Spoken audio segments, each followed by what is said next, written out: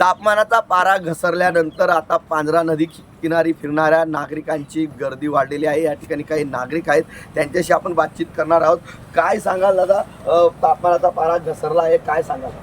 आज धुळे शहरात साधारणतः 4 ते 5 अंश डिग्री सेल्सिअस थंडीने उच्चांक गाठलेला आहे आणि अशा परिस्थितीत आम्ही सगळे नागरिक या ठिकाणी वर्षभर व्यायाम करतो, आपल्या शरीराला 1 तास देतो आणि सगळ्यांनीही या ठिकाणी आपल्या शरीरासाठी, आपल्या सुदृढ आरोग्यासाठी, निरोगी जीवनासाठी 1 तास आपल्या शरीरासाठी द्यावा आणि आपलं आरोग्य या ठिकाणी मजबूत करावं। ही निर्माण केलेली थंडीच्या दिवसातील ऊर्जा आपल्याला वर्षभरासाठी कामात येते। या सगळ्या नागरिकांनी या थंडीचा लाभ घेऊन आपल्या शरीराकडे लक्ष द्यावं ही विनंती। आपण काय सांगाल?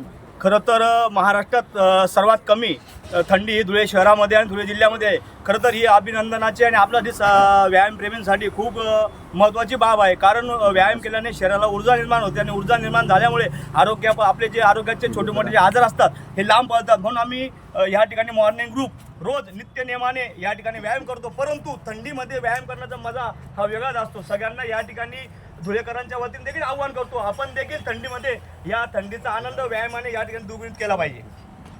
नक्कीच अजून काही नागरिक आहेत, त्यांच्याशी आपण काय सांगाल दादा? थंडी वाढलेली, कशी थंडी आहे, गुलाबी थंडी काय म्हणा? फार मोठ्या प्रमाणात थंडीचं प्रमाण वाढलेलं आहे आणि आता हे सगळे लोक थंडीमध्ये व्यायाम करतात आणि या ठिकाणी आमच्या इथं या चहाचा आयुर्वेदिक चहाचा आनंद घेतात ते।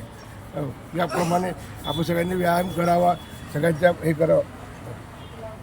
नक्कीच या ठिकाणी जी काही थंडी, या थंडीमध्ये जर कधी आता आपण व्यायाम केला आणि ऊर्जा निर्माण केली तर ही आयुष्यभर टिकते, अशा प्रतिक्रिया नागरिकांनी व्यक्त केलेल्या आहेत। मनीष मासोळे, TV9 मराठी, धुळे।